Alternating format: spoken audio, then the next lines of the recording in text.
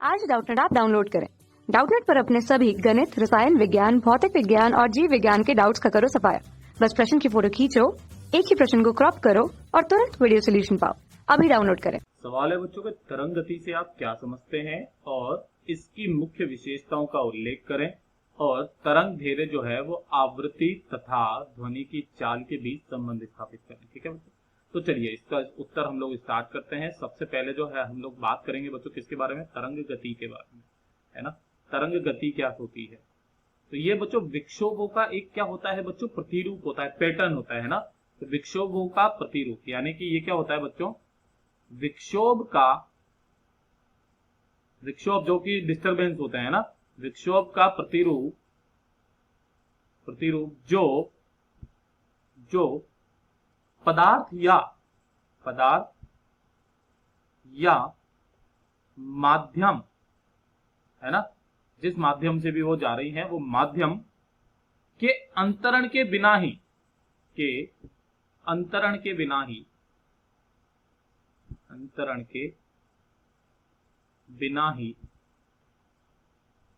ऊर्जा का अंतरण होता है, ऊर्जा का अंतरण।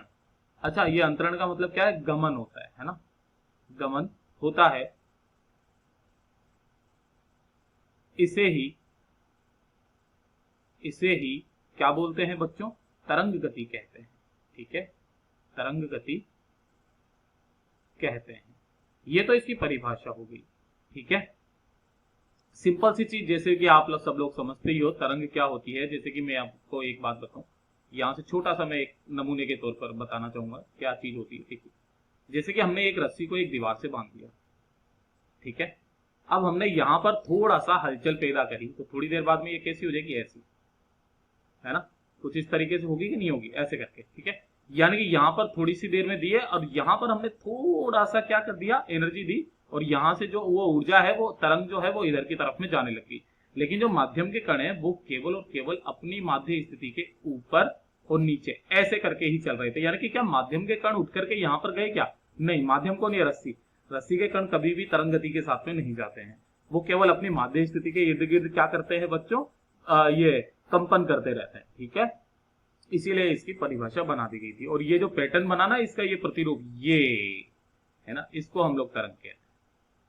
ठीक है बच्चों, ये तरंग है।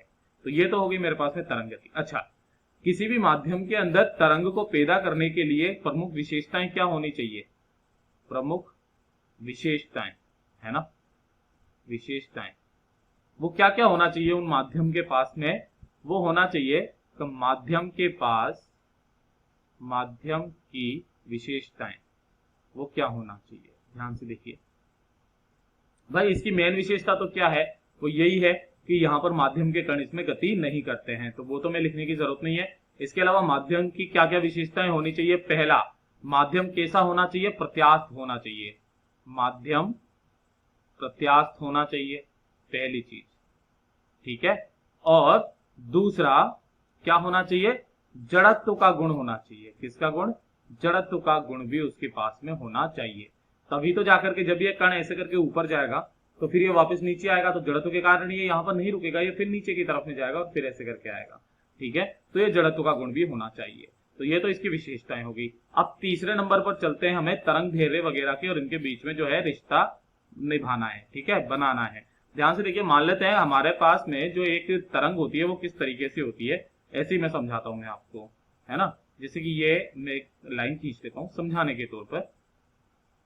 ठीक है, जब ये वाला माध्यम का कण एक बार ऊपर चला जाता है ना, यहां तक, फिर वापस अपनी माध्य स्थिति में आ जाता है, ये माध्य स्थिति है बच्चों इसकी, ठीक है, बीच वाली।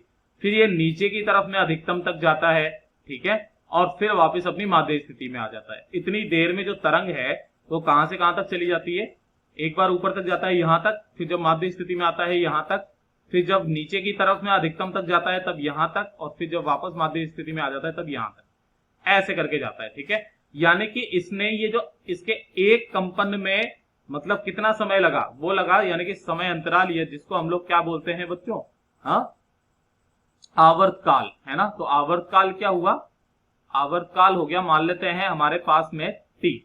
ठीक है, तो इस t समय में ये जो ऊर्जा है ये यहां से कहां पहुंच चुकी है, यहां पर। तो ये जो दूरी होती है ना, ये वाली दूरी, इसको हम लोग बोलते हैं बच्चों तरंग दैर्घ्य, जिसको हम लोग लैम्बडा कहते हैं। ठीक है, तरंग दैर्घ्य है ना, ये तरंग दैर्घ्य होती है। ओके, इसको पहुंचने में कितना समय लगा, इतना। मान लेते हैं इसकी जो इधर की तरफ में वेग है वो है v, तो v बराबर क्या होता है हमारे पास में, चाल बराबर क्या होता है, चाल बराबर होता है दूरी बटे समय, है ना। तो मेरे पास में चाल हमने मानी v है, तो v बराबर दूरी कितनी तय करी इसने, लैम्बडा, और बटे समय कितना लगाया, एक आवर्तकाल। ये लीजिए, अब हमें तो आवृत्ति के बीच में संबंध निकालना है ना। आवृत्ति क्या होती है बच्चों हमारे पास में, आवृत्ति जो होती है 1 सेकंड में, इसको हम लोग न्यू से बताते हैं, है ना। एफ से भी बता देते हैं, एन से भी बता देते हैं, कोई दिक्कत नहीं है।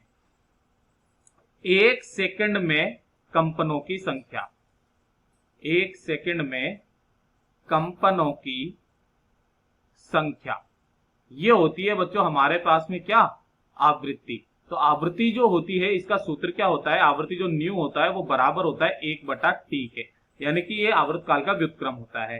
तो ध्यान से देखिए बच्चों, इसी चीज को मैं क्या लिख सकता हूं, v बराबर क्या लिख सकता हूं इसको मैं, ये v बराबर लैम्बडा इंटू 1/t, है ना। तो ये चीज क्या बन गई हमारे पास में, न्यू बन गई आवृत्ति, यानी कि जो v का मान आ गया मेरे पास में वो बराबर कितना आ गया, ये लैम्बडा, और ये आ गया मेरे पास में न्यू, है ना। यानी कि मैं इसको थोड़ा सा उसमें भी लिख देता हूं, तो जो तरंग का वेग होता है या तरंग की चाल, तरंग की चाल बराबर जो होता है वो होता है तरंग दैर्घ्य, तरंग दैर्घ्य गुणा और उसकी आवृत्ति। ये इन तीनों के बीच में क्या होता है बच्चों, रिलेशन होता है, संबंध होता है। तो इसको डब्बे में डाल देते हैं और यहीं पर हमारा उत्तर खत्म हो जाता है। कक्षा 6 से 12वीं से लेकर नीट, IIT, JEE वो एडवांस के लेवल तक 1 करोड़ से ज्यादा छात्रों का भरोसा। आज ही डाउनलोड करें डाउटनेट ऐप या व्हाट्सएप करें अपने सारे डाउट्स 8400 400 400 पर।